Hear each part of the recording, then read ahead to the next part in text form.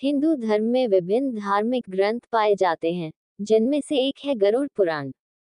सामान्यतः लोग गरुड़ पुराण के उस ग्रंथ के रूप में जानते हैं जिसका पाठ व्यक्ति की मृत्यु के पश्चात पढ़ा जाता है।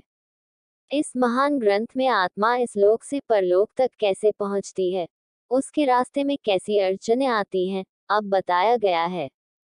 जीवन में कैसे कर्म करने से मृत्यु पश्चात हमारी आत्मा को क्या हासिल होगा, वह स्वर्ग में जाएगी या नर्क भोगेगी या फिर उसे नया जन्म प्राप्त होगा, इसका सारा लेखा जोखा भी इसे महान ग्रंथ में शामिल किया गया है।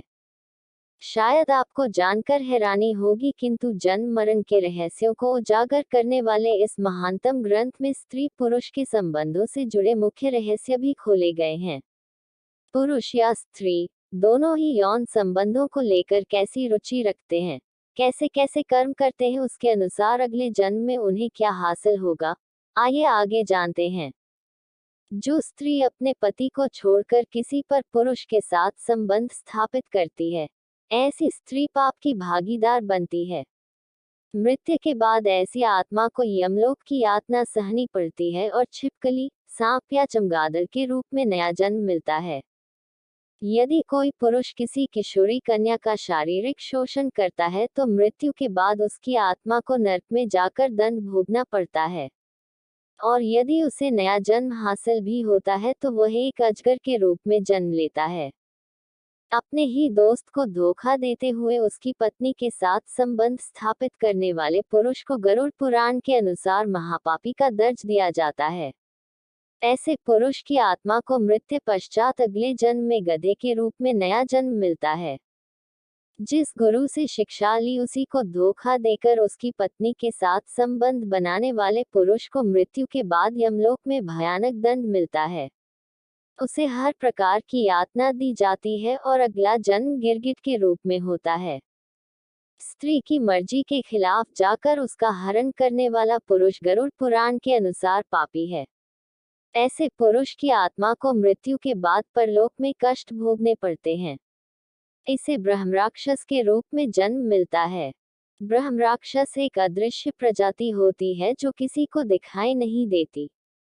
किसी स्त्री के दामन पर कीचड़ उछलने वाला या भरे सभा में उसका अपमान करने वाला व्यक्ति गरुड़ पुराण के अनुसार अगले जन्म में नपुंसक बनता है।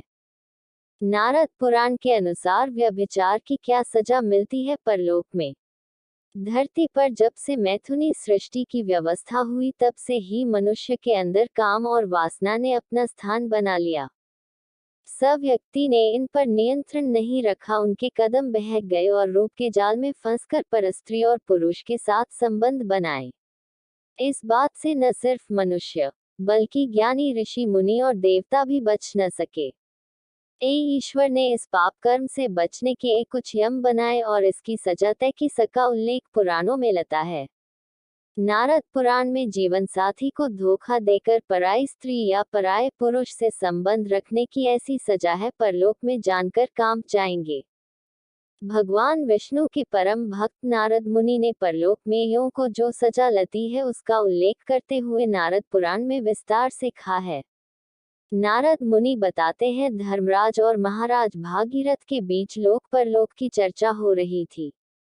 भगवान राम के पूर्वज भागीरथ जी धर्मराज से पूछते हैं कि यमलोक में यों को सकर्म की क्या सजा लती है। इस प्रश्न का जवाब देते हुए धर्मराज बताते हैं कि यो यानी परस्त्री पुरुष से संबंध रखने वाले को अलने वाली सजा का भी जिक्र करते हैं। धर्मराज कहते हैं, जो पुरुष काम वासना से अपने को रोक नहीं पाते हैं और परायों के मोह में फंसकर उनके साथ संबंध बनाते हैं, उनके यमलोक में बहुत ही कष्टकारी सजा का धान है। मृत्यु के बाद ऐसे पुरुषों को यमलोक उसी स्त्री के दर्शन होते हैं जिनके मोह में फंसकर चार कर बैठते हैं, न उस स्त्री को देखकर पापी पुरुष भागता रहता है। दरअसल स्त्री तपाए हुए तांबे के समान होती है और पापी पुरुष के साथ संबंध बनाने के दौड़ती हुई आती है।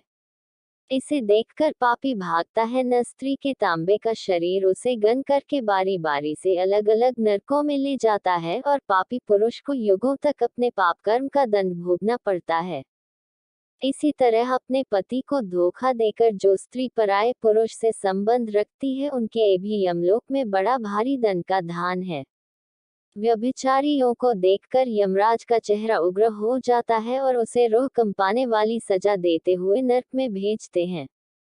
ऐसी यों को यमलोक में लाहे के जलते पुरुष कहते हैं, न कि सूरत उस पुरुष की तरह होती है, न से उनका का संबंध होता है।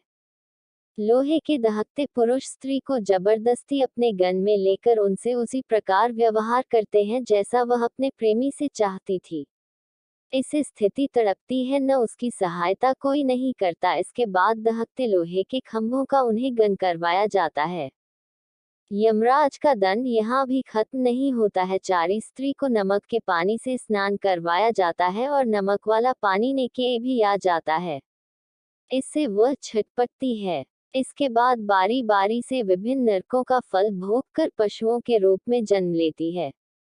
चारी पुरुषों को भी पशु योनि में भी नीच योनि प्राप्त होती है। अगर आपको ये स्टोरी अच्छी लगी हो तो इसे जरूर शेयर करें और इसी तरह के अन्य लेख पढ़ने के लिए सब्सक्राइब की बटन दबाएं।